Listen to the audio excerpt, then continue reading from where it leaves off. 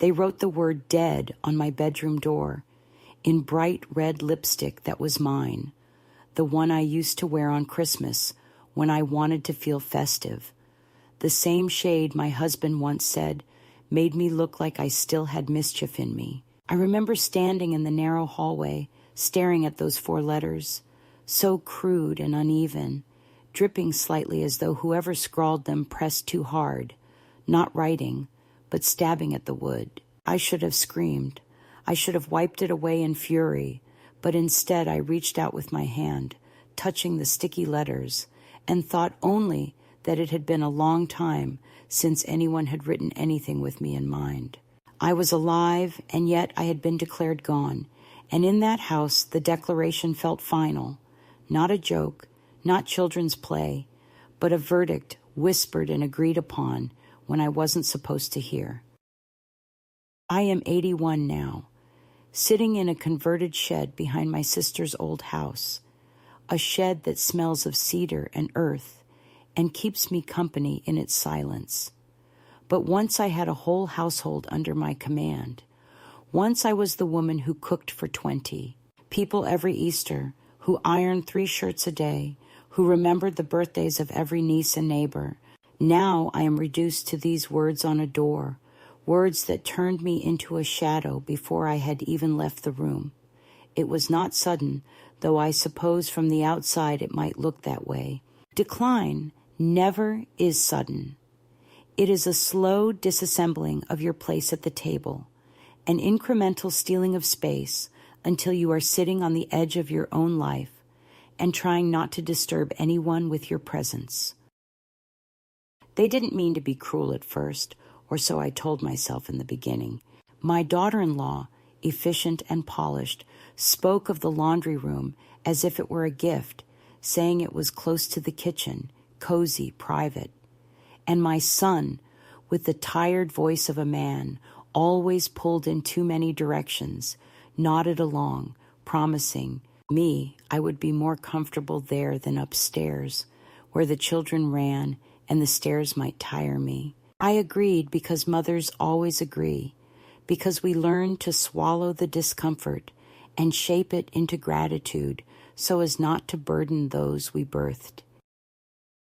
I packed my things, folded my sweaters into a smaller suitcase than the life I had lived, and told myself the laundry room would be fine, that it was temporary, that at least I was still with them. But once the door closed, once the machine smell settled into the air and the light came only through a small barred window, I understood it wasn't a room prepared for me.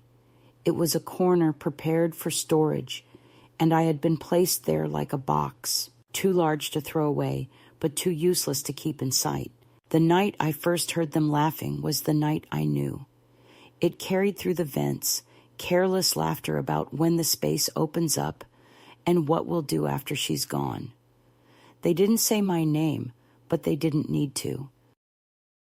I lay in the narrow bed, staring at the ceiling that still bore the faint outline of detergent bottles, once stacked high, and I felt my body stiffen, not from fear, but from the recognition of truth. I was already gone to them, already erased, and the lipstick letters on the door only made visible what had long been settled in their minds. The grandchildren weren't cruel. They were too young and too absorbed in their devices, their whispers, their private worlds. They avoided my door not because they feared me, but because they had learned from their parents that what lay behind it was irrelevant. Children are always quick to learn irrelevance.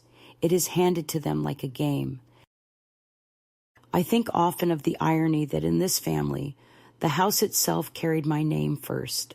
My husband and I bought it when we were both still working, our signatures pressed side by side on the deed. And it was me who made the first payments when money was tight, me who refused vacations so that we could hold on to the mortgage, me who sewed curtains and planted roses in the yard to turn 4 walls into a home. My son was 5 when he first ran across those floors. My daughter-in-law had not even been born, and yet now I was the intruder, a tolerated figure, a ghost who disturbed the carefully curated decor. The house smelled of new paint and scented candles, the kind of perfection that leaves no room for memory. My photographs disappeared one by one. My chair in the living room was given away. My casserole dish replaced with gleaming stainless steel. I asked once softly where the photographs had gone, and my daughter-in-law replied with a smile too bright, "We're trying a new aesthetic, cleaner, fresher." I nodded, because what else was I to do? Remind her that the faces in those photographs were the reason she had a family at all? So when I saw the word dead on my door, I did not gasp or cry. I simply acknowledged it as the truth finally spelled out. It was not meant for the children.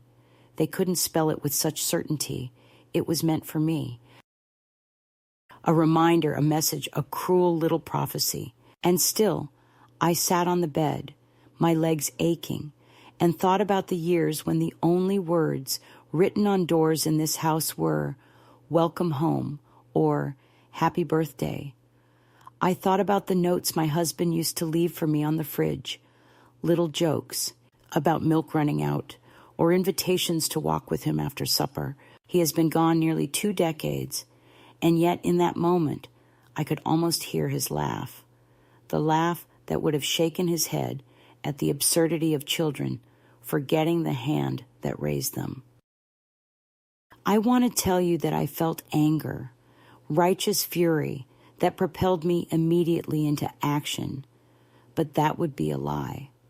What I felt was something slower, heavier, confirmation that the small humiliations I had endured were not accidental but deliberate, that my shrinking role was not my imagination, but their plan. Meals left cold on the counter, outings arranged without telling me, the way conversations would pause when I entered a room, the way they spoke of me as if I were already an object. "She's tired. She won't mind. She doesn't need much." Always in the third person, as though speaking about a chair too old to repair. I lived in that house, but I was not of it anymore. I was already placed outside of their world, and the lipstick letters were only the graffiti of truth. And yet, here I am, still breathing, still writing, still remembering. They wrote dead, but when I pressed my hand against the door, I felt the warmth of my own skin and realized that as long as I could feel that warmth, I was not done. The insult, the humiliation, the quiet cruelty, they had chipped at me, but they had not hollowed me out. I am not a ghost, not yet, and if they wanted me to vanish, they would have to watch me leave alive. That is the thought that carried me through the following days, through the whispers and the dismissals, through the silence that spread like mold in every corner of that house. I began to hold on to it like a secret weapon. They had written me off, and so now I was free to decide what came next. They had already buried me. All I had to do was dig myself out. The morning after I discovered that hateful word on my door, I sat in the laundry room turned bedroom with the curtains drawn and listened carefully to the sounds of the house, because when cruelty comes quietly, you have to train your ears to catch its rhythm, and that day the rhythm changed. I heard the clinking of cups, the low voices of my son and his wife speaking in the kitchen, their words muffled, but not enough to hide the edges of meaning. They thought I was asleep, or perhaps they knew I could hear and simply no longer cared, but I caught fragments like sharp glass. Inheritance, sooner or later. The room upstairs will finally be free, and a chilling sentence uttered by my son in a tone of weary practicality. She's more shadow than person these days. It was not said in anger, not with a raised voice, but with the quiet efficiency of someone discussing the removal of clutter, and that is when the truth lodged itself inside. Me, I was not only inconvenient, I was being erased by design. Later that day, I walked down the hallway slowly, each step heavy with a deliberate dignity. and I opened the refrigerator looking for something to eat. On the second shelf, I saw the plate that had been mine the night before, still covered with foil, the food congealed and cold, placed there not to nourish me, but to keep me out of sight during dinner. They had eaten together, my son and his wife and their children, and I had sat waiting in my small room, thinking perhaps they had forgotten to call me, but in truth, they had not wanted me at the table. I peeled back the foil, stared at the gray meat, and suddenly I felt as if the word on the door had bled into the plate, that everything around me was insisting on my disappearance. I set the food back, untouched, and made myself tea instead, because sometimes the smallest refusal is the only way to keep hold of your own life. It was that evening, while I sat quietly with my cup cooling in my hand, that the catalyst came in its sharpest form.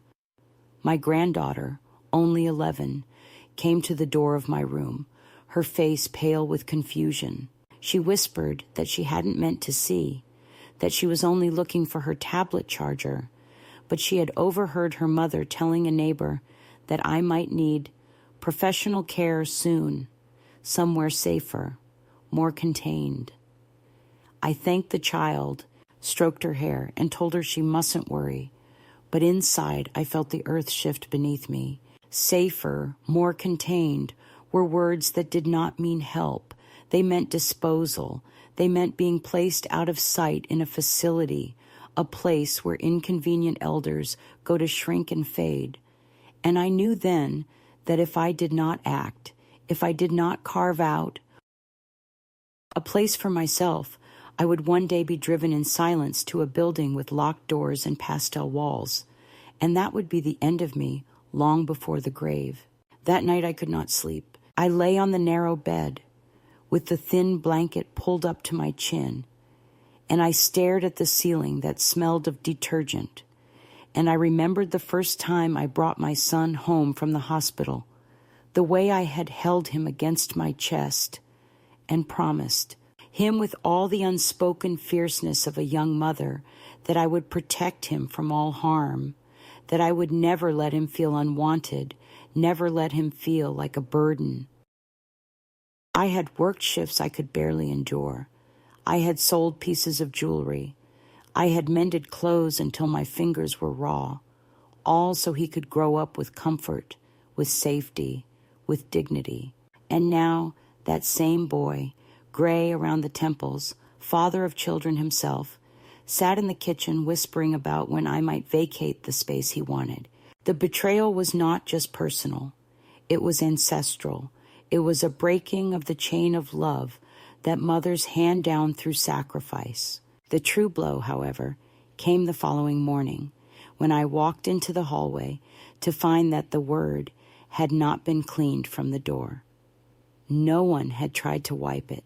No one had covered it with paint or even tape. They had walked past it, all of them, my son, his wife, even the children, and not one had thought it necessary to erase the violence. It remained there, glaring and obscene, not as a prank or a mistake, but as a declaration, and I realized with a clarity that shook me that the house itself had turned against me. For the first time, I understood that if I stayed, if I continued to accept the cold meals and the silence and the gradual removal of everything that marked me as a person, one day I would indeed be dead in truth, and no one would notice until they needed the room. So the catalyst was not just the word, not just the overheard conversations, not even the cold food in the refrigerator. It was the accumulation of all those details pressing against me until I could no longer breathe in that space, until the air itself felt borrowed. It was the sense that I had been moved from mother to guest, from guest to burden, from burden to corpse, all without anyone saying it aloud. I knew then that I could not wait for kindness, could not hope for recognition. The house that I had built with my labor had become a mausoleum, and if I did not leave it, I would be buried inside it while still breathing. The catalyst was the moment I stopped telling myself stories to soften the cruelty and finally admitted what was happening. I was being erased, and the only way to remain alive was to refuse their script. After the first shock of seeing those letters and hearing their whispers war into something duller, I tried to convince myself that I could still remain quiet and endure, that the storm might pass if I simply kept my head lowered. But what came instead was a slow erosion, the kind that eats at you grain by grain until one day you realize you have been hollowed out. They did not shout. They did not slam doors. There were no dramatic arguments that anyone could point to as proof of cruelty. Instead, there were endless small adjustments that narrowed my existence. The first was the chair in the living room, an old armchair upholstered in faded blue fabric, the one I had claimed as my reading chair for decades, the one where I had rocked my son when he was feverish, where I had sat with my husband on winter nights where I had mended countless hems. One morning, I walked into the living room, and the chair was gone. In its place stood a sleek new lamp, metallic and sterile, which my daughter-in-law proudly explained was part of her effort to modernize the space. She said it brightly, as if expecting thanks for improving the view, but I felt the absence of that chair like the pulling of a tooth without anesthetic. When I asked where it had gone, she shrugged and said it had been donated because it didn't fit the aesthetic anymore. She said aesthetic as though comfort were irrelevant, as though history were a stain to be scrubbed away, and I stood there with my hands trembling, realizing that I had been erased along with the chair, because it was never about fabric or color. It was about removing the last visible trace of me from the common space. It continued quietly, each day another piece taken from me. The framed photograph of my husband and me on our 25th anniversary disappeared from the mantel, replaced by a designer vase that looked like something meant for a showroom rather than a home. When I asked about it, my son avoided my eyes and muttered that the frame had been scratched and was in storage somewhere. In storage, like me, like the pieces of me they could not throw away outright, but could tuck out of sight where they would not interfere with their curated life. My casserole dish, the heavy glass one I had carried to every potluck and family dinner for 40 years, was quietly given to charity, and when I noticed its absence and asked about it, my daughter-in-law laughed softly and said, "Oh, we never use it. It's too old-fashioned." My clothes, too, became subject to commentary, gentle but cutting. Suggestions that certain sweaters made me look tired, hints that perhaps I should wear more beige to blend in, offers of scarves in muted tones that felt like shrouds.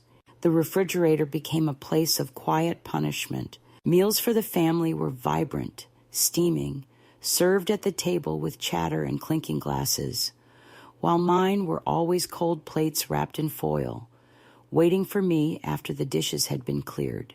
At first I told myself it was oversight, that they forgot to call me, but patterns reveal truth. It was never forgetfulness. It was exclusion disguised as convenience.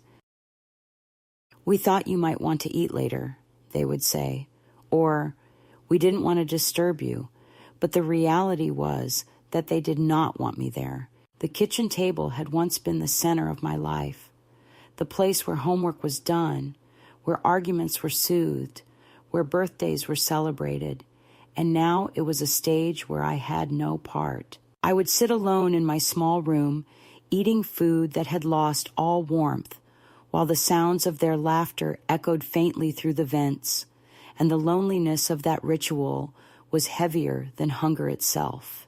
Even my access to the house was diminished. One evening, I came back from a short walk around the block, my knees aching but my spirit desperate for air, and when I reached for the key to let myself in, I found that my old copy no longer fit the lock. They had changed it without telling me. When I knocked, my daughter-in-law opened the door with exaggerated surprise, exclaiming that she had forgotten to give me the new key, that it was only a precaution for safety reasons. Safety, always safety. That word twisted into a justification for control. They gave me the new key, but the message was clear. The house was not mine. Entry was conditional. I was a guest who required permission. The insult settled deep into my bones, because the deed still bore my name, and yet the key in my hand told me otherwise. Conversations began to tilt in tone as well. At family gatherings, they spoke around me rather than to me, referring to me in the third person as though I were not sitting there. She's resting more these days. She gets confused about the schedule. She doesn't need to worry about this. Always she, never you, as though I had already slipped into absence, as though my voice were unnecessary in matters concerning my own life. When I tried to contribute, my words were brushed aside with polite smiles, the way one humors a child's interruption. I learned to stop trying, but the silence was its own humiliation, because it confirmed that my existence was tolerated but not valued. The cruelties were not dramatic, but they were relentless. The laundry room where I slept grew colder as autumn crept in, yet no one thought to offer an extra blanket or ask if I was warm enough. The small barred window stayed shut, and I sometimes stood on my toes to see a sliver of sky, as though I were imprisoned. My books, once displayed proudly in the living room, were boxed up and stacked in a closet to create more space.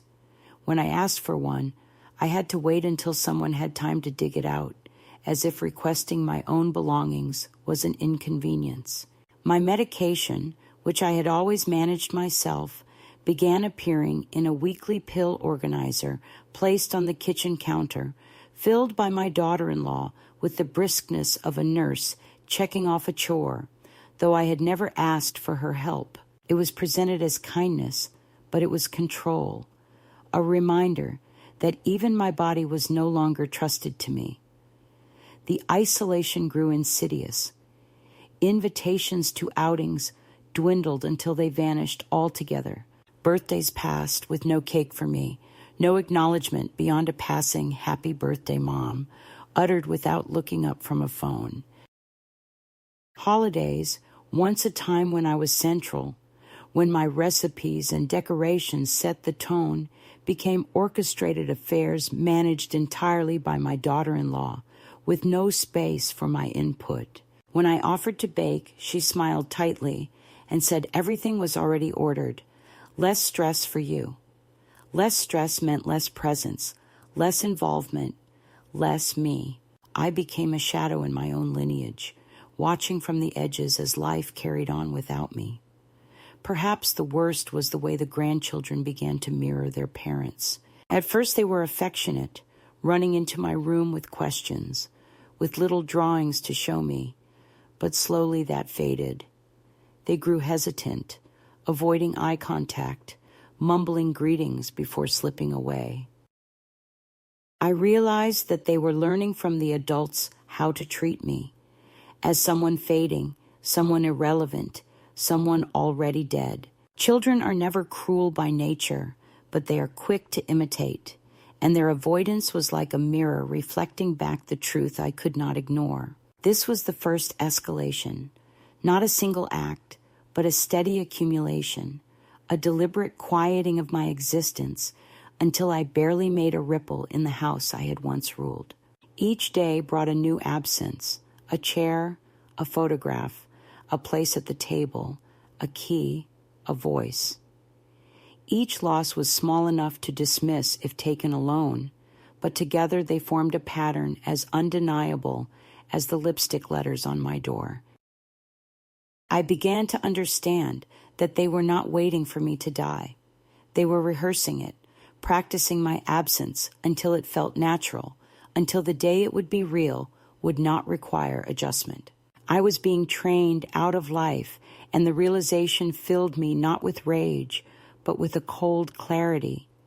If I stayed, I would vanish by inches, and no one would notice until the space I left was already filled with something newer, cleaner, more aesthetic.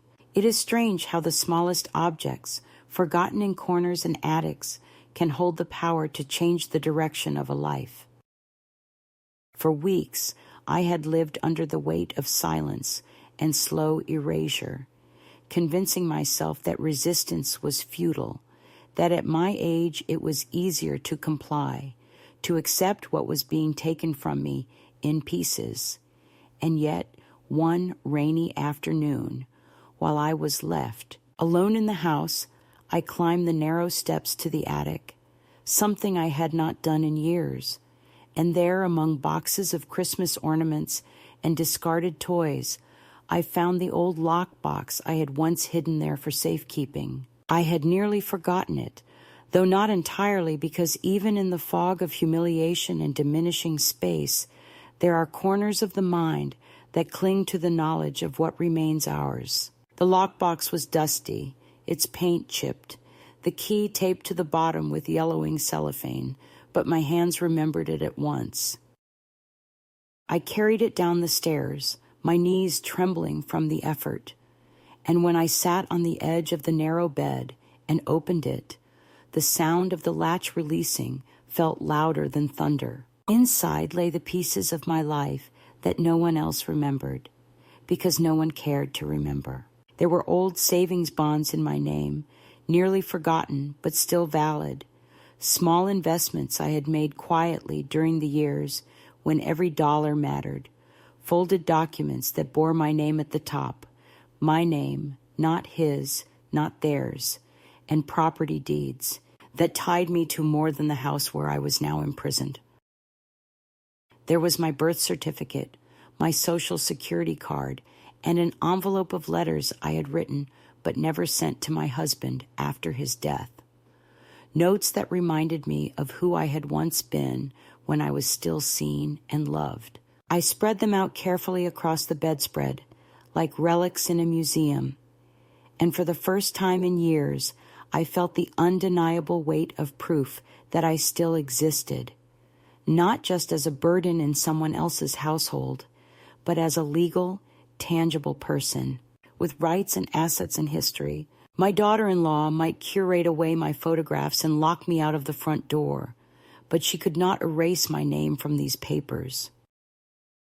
They were mine, and holding them filled me with a strange, almost giddy strength, the kind of strength I had forgotten I was capable of feeling. That night I could not sleep, not because of despair, but because my mind was awake with possibilities. If I could still prove myself on paper, then perhaps I could still prove myself in life. I thought of the library, a place I had not visited in years, and the next morning, instead of waiting meekly for another cold plate of food, I put on my coat, tucked the documents into my handbag, and walked slowly, painfully, but deliberately down the street to the building of stone and glass that had once been my sanctuary. It smelled the same, faintly, of dust and ink and whispered lives, and when I stepped inside, I felt a ripple of recognition, as though the building itself remembered me. At the desk sat a woman about my age, her hair silver, her glasses perched low, and when she saw me fumbling with my papers, she smiled not with pity, but with curiosity. We began to talk, cautiously at first, and it turned out she had once been an attorney before retirement, someone who knew the language of rights and signatures. She glanced at the bonds, the deeds, the certificates, and though she did not intrude, she said softly, "You still have more power than you think." The words sank into me like rain into dry soil, reviving something long dormant. I left the library that day with more than just books. I left with the beginning of a plan. It was not yet clear, not yet sharp, but the fog that had dulled me for months began to lift. I stopped at a small shop and bought a notebook with a plain brown cover and a fountain pen that felt heavy in my hand, and when I returned to the laundry room that evening, I sat at the narrow desk and wrote on the first page, in large, uneven letters, "I am not dead." The act of writing it, of seeing those words in my own hand, was like striking a match in darkness. I kept writing, not long paragraphs, just small declarations. This is my life. I choose what happens next. I remember who I am. Each sentence was a stone placed back into the foundation of myself, and though no one else could hear them, I read them aloud in a whisper, as though teaching myself a language I had nearly forgotten. The days that followed began to shift subtly.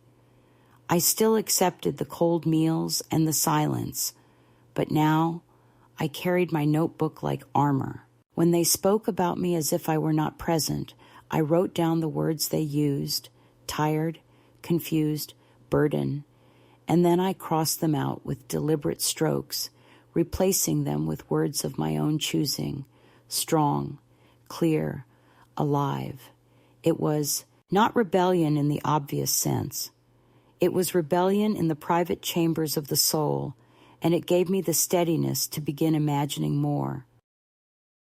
I started taking walks beyond the block, further than before, into neighborhoods where no one knew me as a shadow. On one of those walks, I discovered a community bulletin board outside a grocery store, cluttered with flyers for babysitters, dog walkers, and rooms for rent. My eyes lingered on one handwritten note in bold block letters: room available for quiet tenant, no drama, safe house, cash weekly. My heart beat harder as I read it, because it was the first time in months that the word room did not mean confinement but possibility. I copied the number into my notebook, not yet daring to call, but knowing I would. The shift was not loud, not a sudden explosion of independence, but it was steady, undeniable. I no longer believed their script. I no longer accepted the lie that I was fading. I had proof in my documents, in my notebook, in the rhythm of my steps on new streets. I began to understand that I was not waiting for death, but waiting for myself to awaken, and that awakening had begun. The quiet defiance that had begun with the rediscovery of my documents and the purchase of that plain brown notebook carried me like a small hidden flame. But flames, when noticed, always invite attempts to snuff them out, and it was not long before. The pressure returned heavier, sharper, and more deliberate than before. The first sign came in the form of an envelope slipped into the mail one gray morning, an official-looking notice that bore my name but had been opened already, the crease rough, the flap torn not by my careful hand but by someone else's. Inside was a form concerning the property I had once co-owned, something dense with legal language about transfers and adjustments, and though I could not decipher all of it, I saw enough to understand that my son was quietly maneuvering to erase my name from what remained. I carried the paper to my room, sat on the bed with my documents spread out before me, and traced the letters of my own name, as if to remind myself that they still belonged to me. The betrayal was not only in the act itself, but in the secrecy, the assumption that I was too feeble or confused to notice what was being done in my name. It was theft dressed up as responsibility, and the knowledge that he had taken the time to open my mail, to breach even that last small privacy, cut more deeply than any word spoken aloud. From that day, the atmosphere in the house thickened, as though they had sensed my awareness and moved to close ranks. My daughter-in-law's voice sharpened into a tone that was both falsely sweet and unmistakably cold. She began to suggest, in the presence of neighbors and even the children, that I was forgetting things, that I misplaced objects, that I repeated myself, tiny insinuations that built a narrative of decline. When the television remote was missing from the living room, she sighed dramatically and said, "She probably carried it away without realizing." When a bill was paid late, though she herself handled all the accounts, she remarked to her husband, within my hearing, that "Mom is slipping. We really need to think about what's best." Each comment was small, easy to dismiss if taken alone, but together they formed a chorus designed to convince everyone, including me, that I was losing grip on reality. I knew the tactic. It was gaslighting softened by domestic politeness, a rewriting of my competence into frailty, and it terrified me, not because it was true, but because I understood how convincing such a narrative could become if repeated often enough. The cruelty grew bolder. One evening, I discovered a bundle of torn envelopes in the trash, the kind that bore the handwriting of my oldest friend, a woman with whom I had exchanged letters for decades. She lived states away, and though she could no longer visit, she wrote faithfully every month, filling pages with her thoughts and her prayers. I had wondered why the letters had stopped coming, had felt the absence like a small death, but now here they were, ripped into pieces, discarded before I could even see them. I pieced one together on my lap, scotch taping the fragments until the words became legible again, and when I read her warm greetings, her inquiry after my health, her story about her granddaughter's wedding, I wept not only for the loss of her company, but for the deliberate cruelty of those who had hidden it from me. They had cut me off from the outside world, not by force, but by theft, stealing the small lifelines that might have reminded me I was still loved beyond the walls of this house. Then came the padlock. It was presented as a kindness, of course, as all punishments are when dressed in family language. One night, after a long day of whispers and sidelong glances, I returned to my room to find a shiny new lock installed on the outside of the door. My son explained it in a halting voice, insisting it was for my own safety, that sometimes elderly people wander at night, that the lock was to keep me secure. Secure. What a word, heavy with hypocrisy. Secure not to protect me, but to contain me, to prevent me from disturbing their curated peace, to make sure that when the house went quiet at night, I was as silent and still as the storage boxes in the attic. They did not turn the key, not yet, but the threat was implicit. If they decided I was too much trouble, they had the means to shut me in.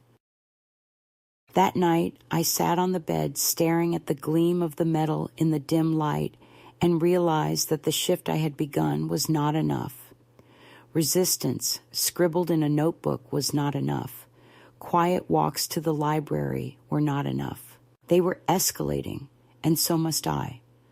The children began avoiding me entirely, their eyes sliding past me as though I were invisible.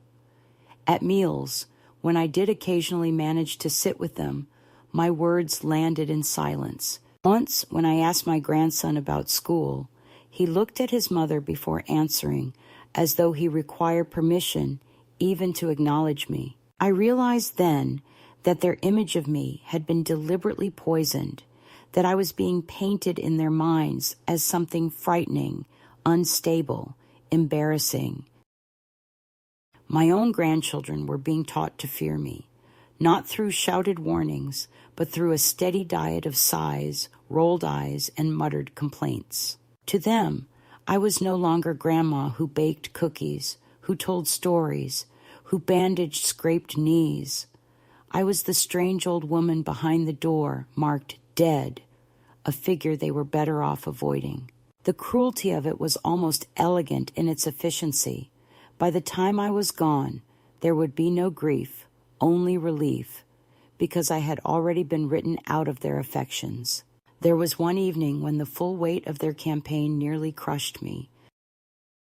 I overheard my daughter-in-law speaking on the phone in the kitchen, her voice low but insistent, saying she was researching facilities, that it was time to start making arrangements before things became unmanageable. She spoke of me as though I were a piece of furniture too worn to repair, as though I were not standing only a few feet away, my hands trembling as I clutched the door frame. Her words were filled with false concern. Phrases like, "for her own good," and "we can't handle this forever," but the truth beneath them was naked. They wanted me gone. The facility was not a question of care, but of disposal, a way to clear the space without guilt. That night, I sat awake until dawn, staring at my notebook, reading the words I had written over and over. "I am not dead," until the letters blurred, and I swore to myself that if they locked me away in some institution, it would not be because I went quietly. The second escalation was not a single blow, but a siege, an organized effort to suffocate me into submission, and in its midst, I found myself tested in ways I had not expected. There were moments of weakness, nights when I thought perhaps it would be easier to give in, to let them ship me off and surrender what remained of my dignity. But each time that thought crept in, I forced myself to remember the documents in my lockbox, the bonds in my name, the deed that still bore my signature, the letters from my friend that had been stolen from me. Those were proofs, undeniable and tangible, that I was still someone, still alive, still capable of choice. And with each insult, each manipulation, each theft of my presence, the flame within me grew hotter. They wanted me silent, but silence had become unbearable. They wanted me compliant, but compliance had become death. I began to plan, not in whispers, but in clear sentences written across the pages of my notebook. Find a lawyer. Call the number on the flyer. Prepare to leave. The cruelty reached its peak one Sunday afternoon when my daughter-in-law, in front of her friends gathered in the living room, referred to me not as her husband's mother, not even by name, but simply as the old one in the back. They laughed lightly, not cruelly, not knowingly, just the polite laughter of people who take their cues from the hostess. But I felt the floor tilt beneath me, because in that moment I understood that the erasure was complete. In her story, I was not even family anymore, only a shadow tucked away in a forgotten room. The lipstick letters on the door had been prophecy, and she had fulfilled them with her words. Yet even as my chest burned with humiliation, I felt a strange calm descend. If I was dead to them, then I was free to live elsewhere. If I was erased in this house, then I could choose to appear in another. Their escalation, their cruelty, their theft of my dignity had not ended me. It had awakened me. And so I began to plot, not survival, but escape, not endurance, but liberation. The siege had backfired, and though they did not yet know it, the woman they had tried to bury was already digging her way out, one steady stroke at a time. The night I finally acted was not marked by thunder or drama. No one screamed. No one begged me to stay. It was quiet, almost eerily ordinary, and perhaps that was what gave me the courage. I had been preparing for weeks, carrying documents in my handbag, memorizing bus routes, gathering strength from the sentences in my notebook, until they felt carved into my bones rather than written on paper. Still, when the moment came, it felt like stepping through a thin veil between the woman I had been forced to become and the woman I was determined to reclaim. It was 3 a.m, the house silent, my son and his wife asleep behind their closed door, the children breathing softly upstairs, and I sat on the edge of my narrow bed, with my shoes already laced, my coat folded neatly on my lap, my handbag heavy with papers and determination. The lipstick letters on my door had faded by then, but the memory of them glowed like embers in my mind, and I whispered to myself one last time, I am not dead. I opened the door carefully, the old hinges groaning slightly, and walked down the hallway that had once been mine, my footsteps echoing on floors I had polished for decades. I paused outside their bedroom door, the door of my son and his wife, and for a moment I almost faltered. On the small table beside it sat the shiny new padlock they had placed on mine, as if mocking me even in their sleep. I picked it up, turned it over in my hands, and then, with a steadiness that surprised me, I slipped it onto their door latch and turned the key. The click was soft, but to me it thundered louder than any victory. It was not malice. It was not vengeance. It was a gesture of truth, a reversal of roles, a symbolic act that told me I was still capable of choice. They had sought to lock me away, to contain me like a dangerous animal, but in the end, it was they who woke to the sound of their own imprisonment. I left a note in the kitchen, not long, not cruel, just a few words written in the same hand that had filled countless permission slips and grocery lists. Dead things don't walk. I placed it under the cold plate that had been left for me the night before, an offering returned with clarity. Then I opened the front door with my own key, the new one they had begrudgingly given me, and stepped out into the crisp night air. The stars above were sharp and clear, the street empty, the silence vast, but filled with possibility. My breath fogged in the cold, and for the first time in years it felt like proof, a visible sign that I was still alive. I walked slowly at first, my legs stiff, but with each step I felt lighter, as though I were shedding the years of humiliation that had been draped across my shoulders like chains. At dawn, I arrived at the small office of a notary, a place I had discovered during my walks. And though the clerk looked startled to see an old woman arrive so early, I stood straighter than I had in years as I spread my documents across the desk. My hands shook, but my voice did not as I declared my intent to sever ties to the house, to transfer what remained of my financial standing into my own name alone, to reclaim what had always been mine. Each signature I placed was like striking another chain from my body, each stamp an affirmation that I was still present in the eyes of the law, if not in the hearts of my family. I arranged to have my mail forwarded, my account secured, my bonds transferred, and when it was done, I sat with the notary as she slid the papers back into my folder and said with quiet respect, "You're stronger than most." I smiled, not with pride, but with relief, because at last someone had spoken words that recognized my existence rather than denied it. I did not stop there.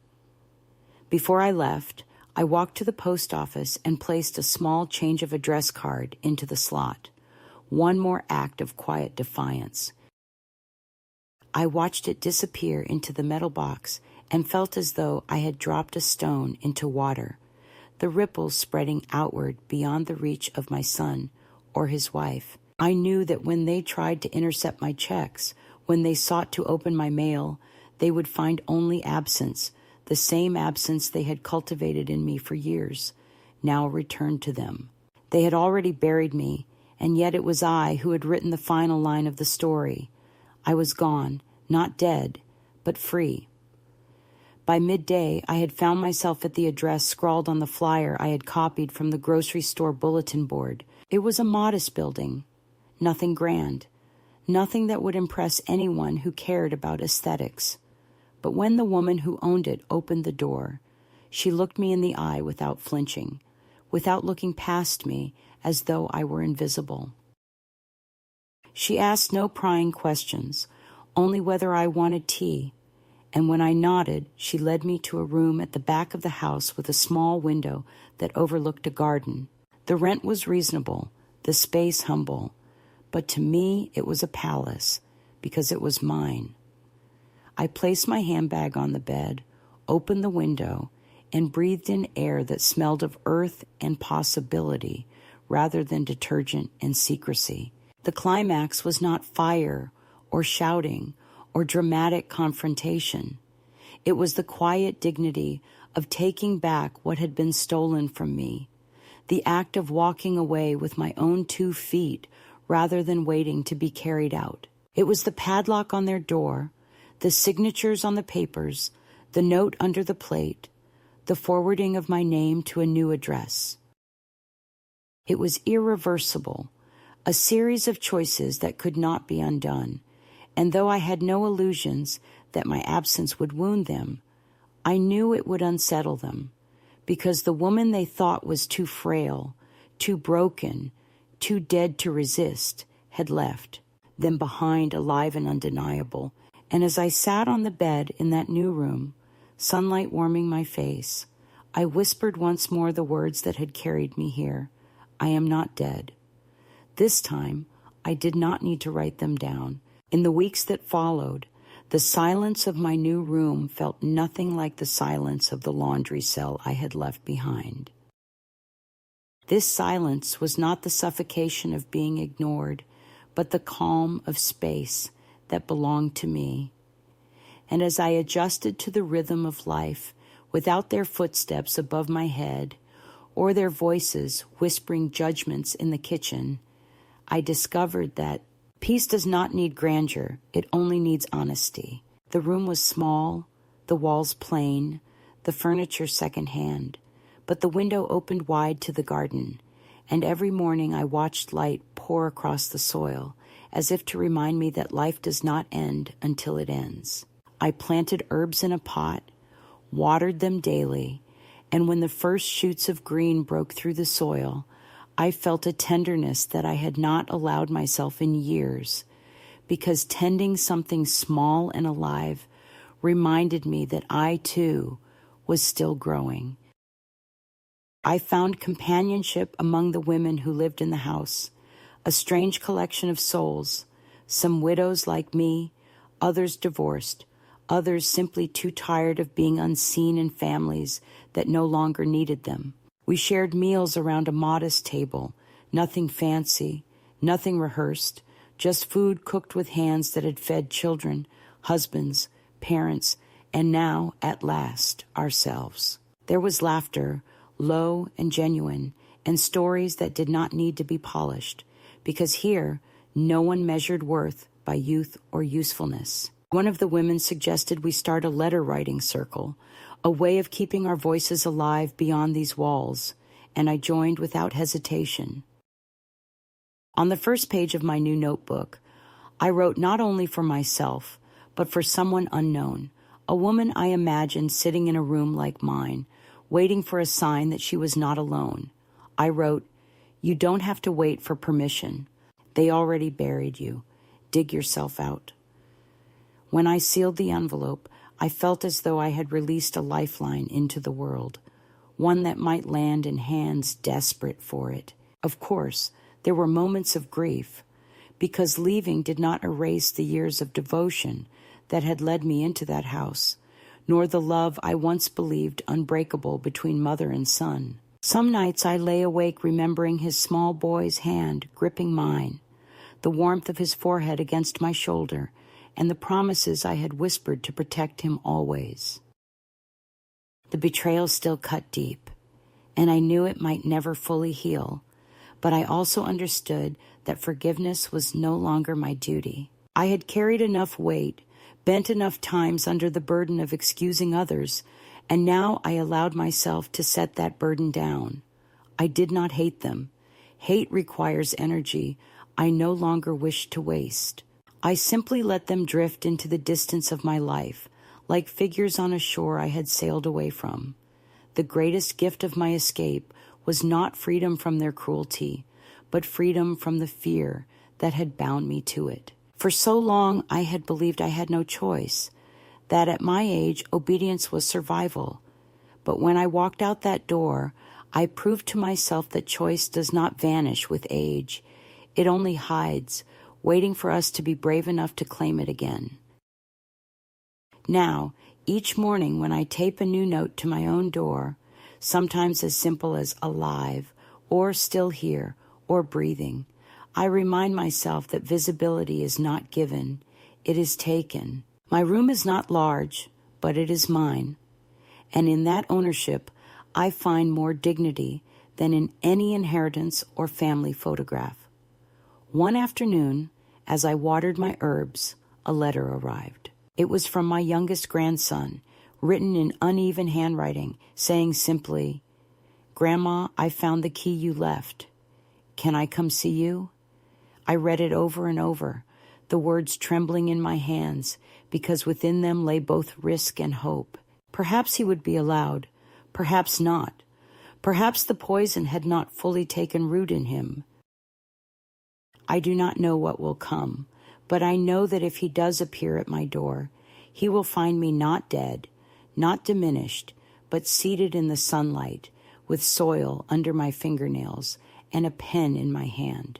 He will find me alive, undeniably, and that is enough. So this is the end of my story, not in the sense of finality, but in the sense of arrival. I do not know how many years remain, but I know that they belong to me, and that knowledge is a kind of resurrection. To any woman who finds herself behind a door marked with cruelty, I say this: you may believe you are finished, that you have no strength left, but strength is not always a roar. Sometimes it is the quiet turning of a key, the slow walk into the night, the act of claiming air that others told you was no longer yours. They may write you dead, but the ink is powerless if you keep walking. And when you do, the world, vast and imperfect as it is, will still greet you with sky, with soil, with possibility. And you will discover, as I did, that the truest revenge is simply to live, fully and without apology, until the very last breath.